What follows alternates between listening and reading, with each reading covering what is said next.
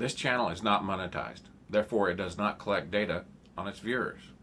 That being said, this is an adult channel for crafters and collectors of adult sci-fi and fantasy franchise merchandise.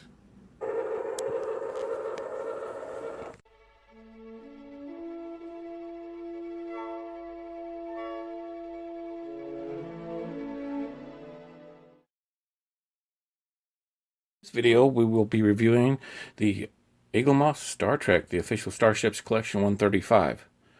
135, Dallas Delta Flyer. It's a cargo shuttle in 2376. It was 30 meters long, which is about, 90 feet? Between 90 and 100 feet, and a crew of 3. There's a profile picture of it. Capable of warp 9 and it had phasers.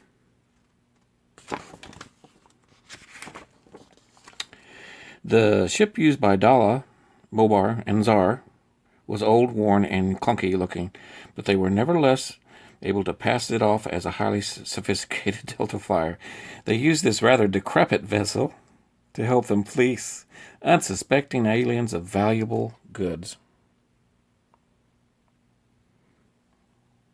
It looked nothing like the real Delta Flyer, but Dala and her cohorts were able to pass the ship off as Voyager's shuttle. And there they are having a good fun cosplay. Cosplay in the 23rd century. Cosplay of cosplay, maybe. I don't know. The one part of Dala's ship that bore a passing resemblance to the Starfleet vessel was the bridge. The layout and decor had a slight similarity to the real thing, but everything was frayed and a bit dingy. The crew were all from the same species, who normally had no hair, but in disguise they impersonated members of the Voyager's crew. And they had a lot of fun doing it. Nice graphic. Dala's fake Delta Flyer was slightly larger than the real thing and probably would have struggled to fit inside Voyager's shuttle bay. Dala and her accomplices had ripped off so many aliens that the crew of Voyager eventually heard about their scams and went looking for them. The Carnarters made contact with a ship commanded by Varn. He had many enemies, and Dala claimed she could supply him with as many weapons as he needed if he paid a fee to join their federation.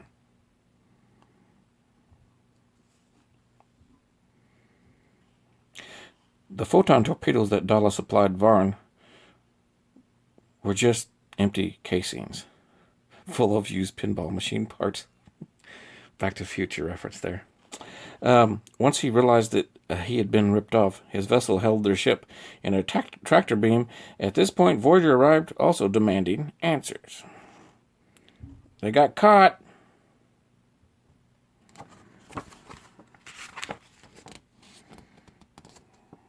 '23rd century identity theft.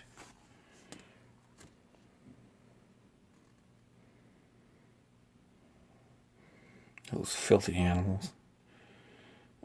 That's a Christmas reference from Home Alone. While there was not much they could do to make their old ship look like the Delta Flyer, the con artists were much more successful at convincingly impersonating Janeway, Tuvok, and Chakotay.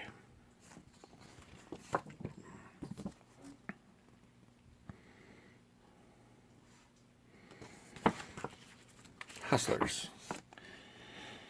Designing Dala's Delta Flyer. Now, who did this one? Tim Earls, who normally created the sets on Star Trek Voyager, was delighted when he got the chance to design the look for Dala's ship. Yay. This was his first pass. That's a good first pass right there. I like that design. This is what we ended up with. This was the design that the producers approved. It was far from advanced, and that's what the look they were going for. And when I talked about the visual effects for the 6th season of Voyager,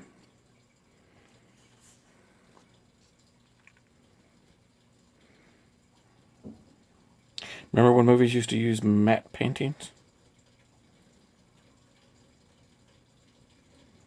In order to fill the seats around the arena, the 24 extras were limited several times, and then footage was combined to make it look as if there are many more people there.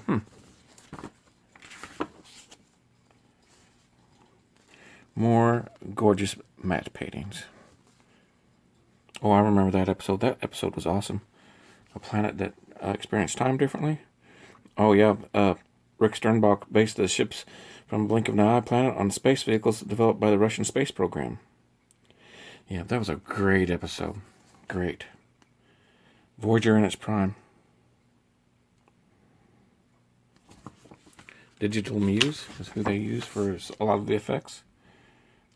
Computer-generated model of an entire quarter on Voyager had to be built for Fury.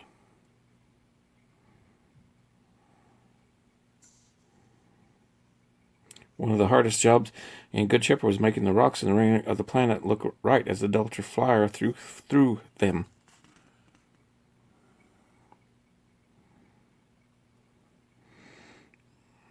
Ronald Moore did a lot of writing for this, and of course he went on to the reimagined Battlestar Galactica. This ship appeared in Live Fast and Prosper. All right, let's take a look at that ship.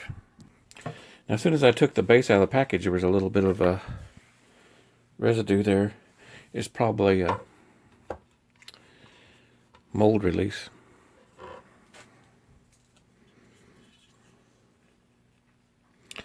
And Eaglemoss has got that fine Aztecing down. I like those bright blues there.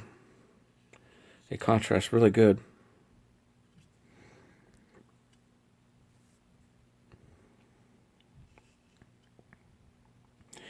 Now, since this ship appeared in just that episode, there's not much, we should already know about it.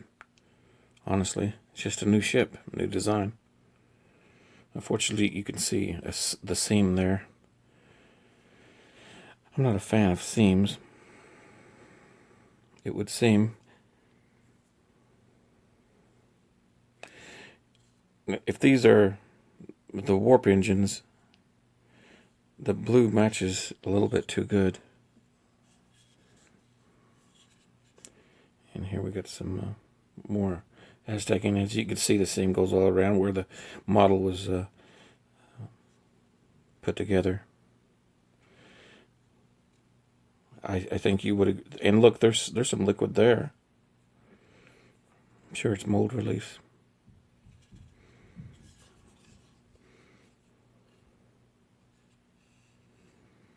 It's an interesting design.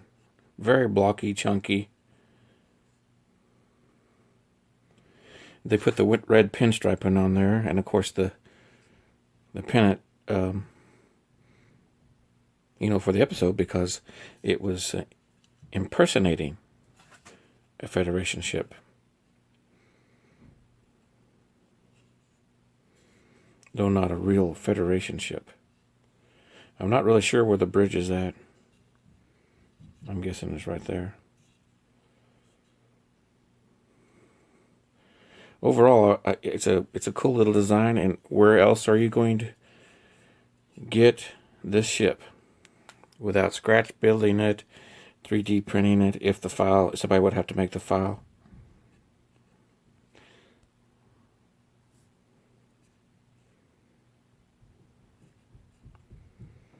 That's why I like this collection. Get ships you would never get.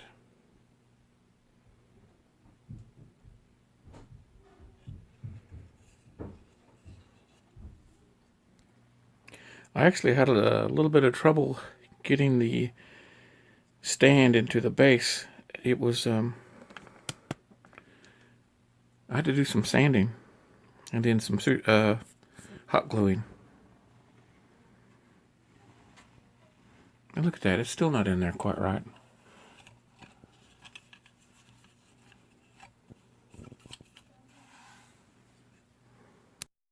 Actually had to do some sanding on the clear stand going into the base and then hot glue it. I always have to hot glue almost for them to stay in there good. But look, it's still in there crooked. Had a lot of trouble with the base on this one for some reason. It can be fixed with a little bit of sanding. These models, aren't the cheapest, and I kind of wish. I mean, the quality is high, but a lot of times there's something that doesn't fit or something that really should for the price of these. But anyway, that being said, there she is.